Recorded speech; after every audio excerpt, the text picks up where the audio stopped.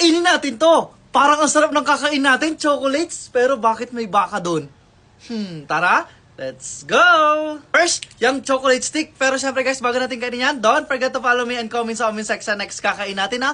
At mag-comment na rin kayo kung taga saan kayo para alam natin kung hanggang saan nakakarating yung video natin ha. At eto na nga yun, chocolate stick, ang liit. Tikman na natin. Mukha naman di siya stick, parang pastillas, pero tikman natin.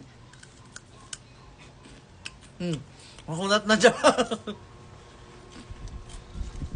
Next naman, yung chocolate oats. At eto yun guys, tikman na natin. Tikman natin. Ayan. Ang sarap na to. Nakakabitin. Next naman, yung malaking baka. Hindi naman natin pwedeng kainin yan. At eto yun guys. Napakaliit na to. Pero naman siya. Ayan, may baka naman. Tikman na natin. Ay, turog. Ang sarap niya. Like, follow, comment, and share. Bye-bye.